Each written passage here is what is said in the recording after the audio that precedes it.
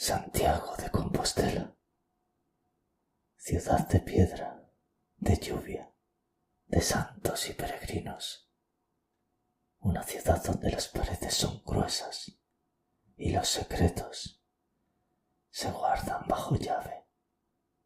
Imagina una familia perfecta: el padre, periodista; la madre, abogada y cónsul honoraria en Francia; la hija, una niña prodigio adoptada en China, la primera adopción de Santiago. Eran famosos, eran la envidia de muchos, pero las fotos son solo papel. Y detrás de esa sonrisa de familia feliz había un plan lento, químico, calculado. El caso de Asunta Basterra no es un crimen pasional, no es un robo que salió mal. Es la historia de cómo dos padres decidieron día tras día, pastilla tras pastilla, borrar a su hija del mapa porque simplemente les estorbaba. Hoy, en el abismo, vamos a caminar por esa pista forestal de Teo. Vamos a oler el miedo de una niña que se sentía mareada en clase de música.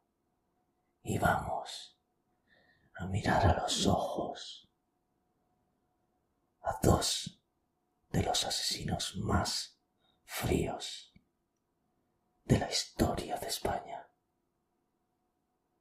Yo soy el guardián del abismo y te advierto, en esta historia, lo que más duele no es la muerte, es la traición.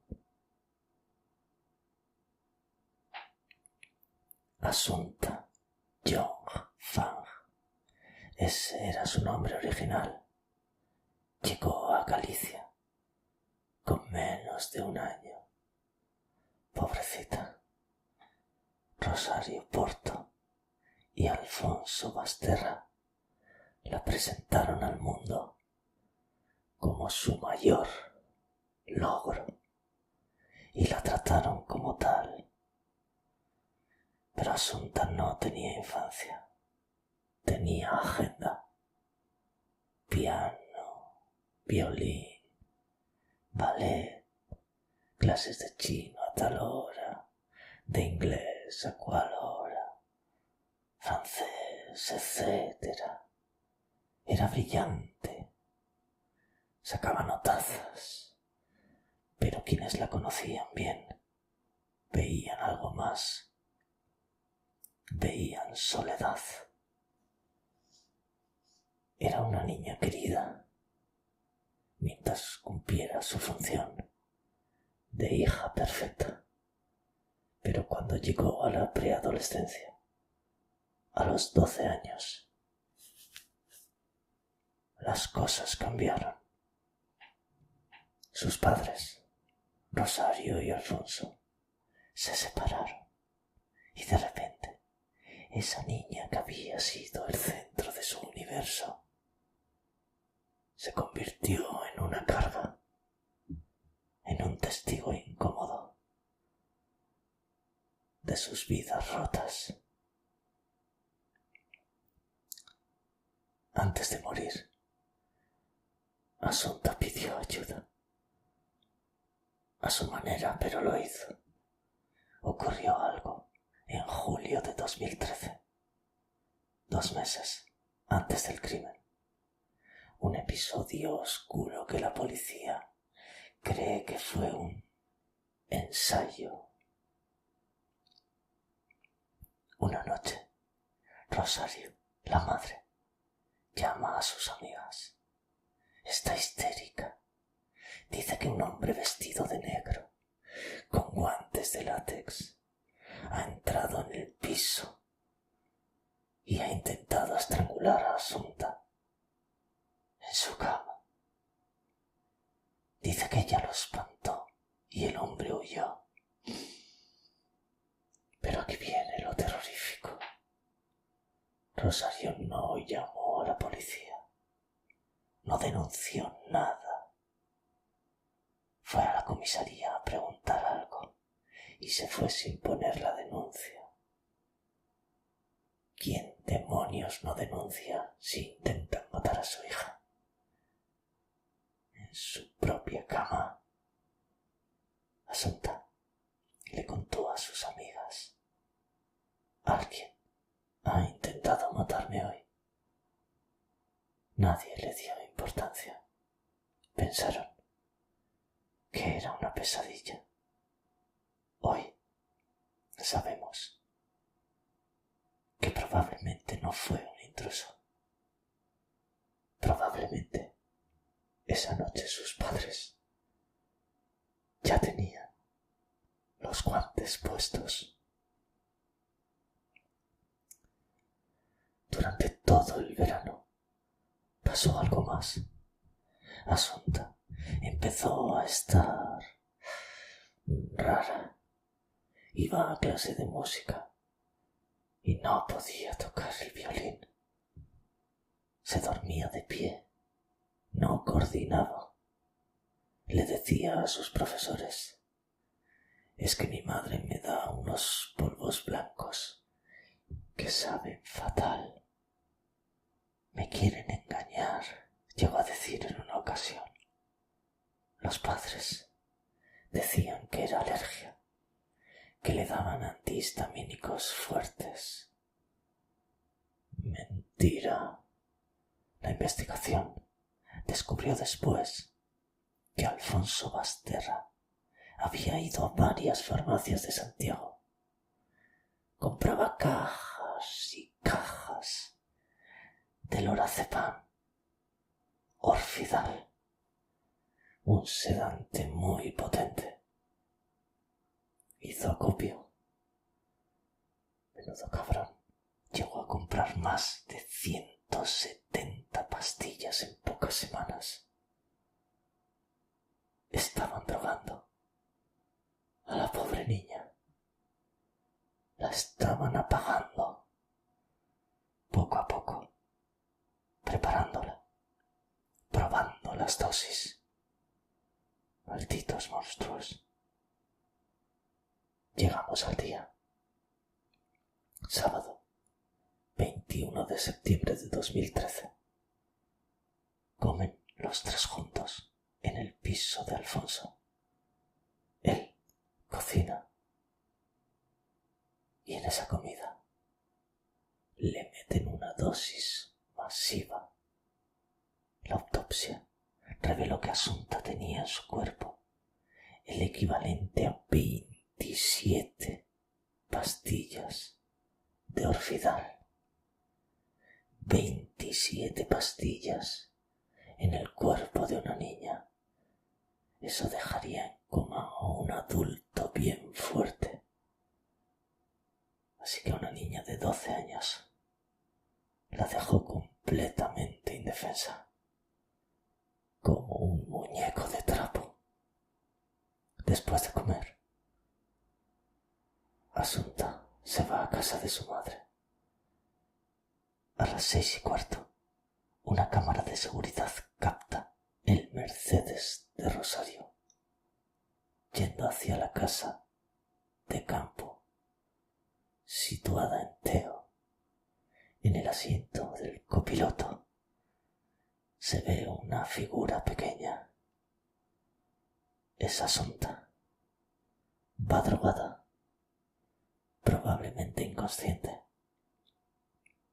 Esa es la última vez que se la ve con vida. Lo que pasó después en esa casa de Teo es un misterio en los detalles, pero una certeza en el resultado. La ataron de pies y manos con cuerdas naranjas de plástico, de esas que se usan para embalar la paja, y la asfixiaron, probablemente con un pañuelo o un objeto blando, sobre la boca y la nariz. Asunta no pudo defenderse. ¿Cómo lo iba a hacer? El orfidal la tenía completamente paralizada. Luego la trasladaron. Dejaron el cuerpo en una pista forestal cercana, a pocos kilómetros. La dejaron tirada en el suelo, de noche, como un muñeco, con una frialdad espantosa. Rosario y Alfonso volvieron a Santiago y empezaron su teatro. A las 10:30 de la noche van a la comisaría, llorando, desconsolados. Nuestra hija ha desaparecido. La dejé sola un momento y ya no estaba. Malditos teatreros. Empezaron a actuar el papel de padres desesperados. El cuerpo aparece a la 1 de la madrugada. Lo encuentran 2 hombres que pasaban por allí. La policía sospecha desde el minuto 1. ¿Por qué? Porque Rosario miente. Dice que dejó a la niña en Santiago, pero las cámaras la graban yendo a Teo con la niña. Dice que no fue a la casa de campo, pero la alarma de la casa registra su entrada. Y lo más importante, las cuerdas. Junto al cadáver de Asunta aparecen trozos de la cuerda naranja que os he dicho antes. Una cuerda muy particular. Cuando la Guardia Civil registra la casa de campo de Rosario, que encuentran en una papelera una bobina de cuerda naranja, exactamente igual. No habían sido lo suficientemente listos para esconder la prueba del delito. Los detienen, a los 2, y aquí ocurre algo digno de película. La policía los mete en calabozos contiguos, uno al lado del otro, y ponen micrófonos. Saben que hablarán, y sí que hablan. Alfonso le dice a Rosario: «Tú tranquila, mi vida». Rosario llora y dice frases raras, pero hay una frase que heló la sangre de los agentes que escuchaban. Rosario le dice a Alfonso: «Tu imaginación calenturienta nos ha generado muchos problemas». Y él responde: «Silencio, no digas nada».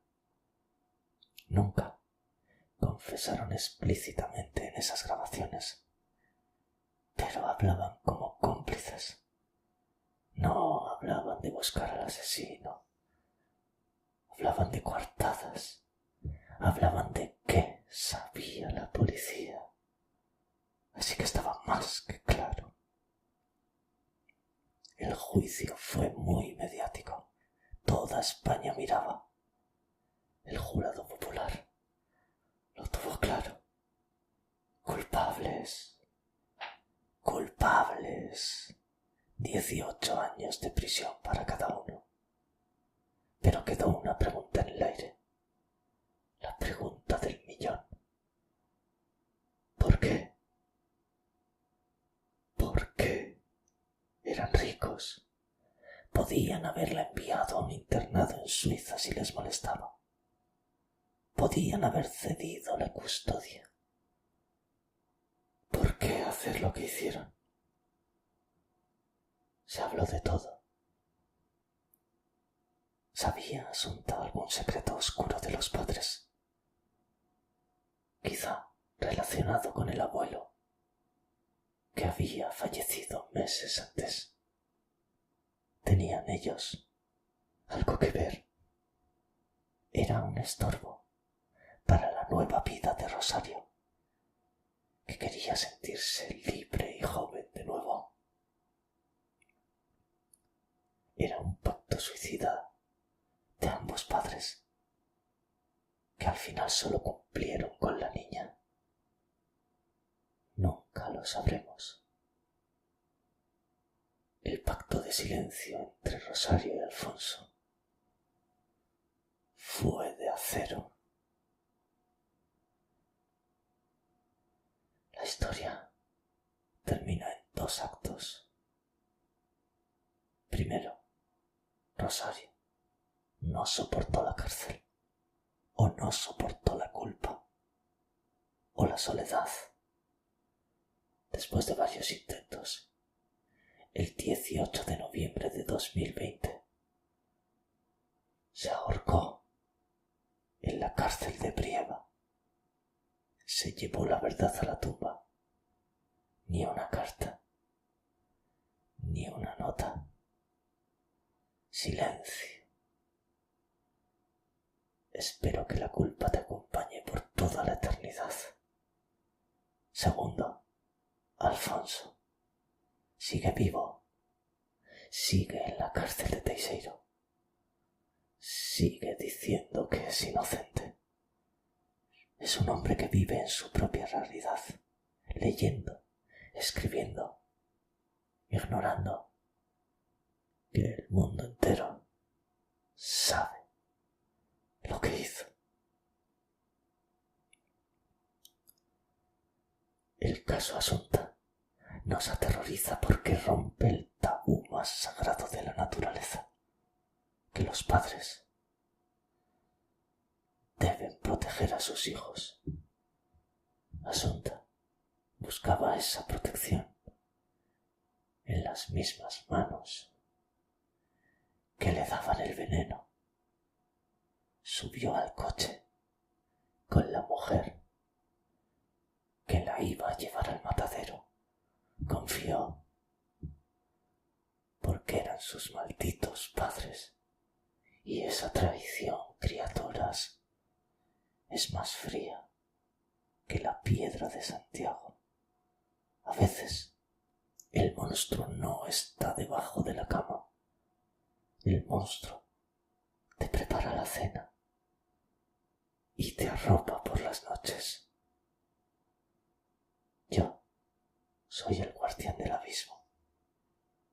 Mucho cuidado en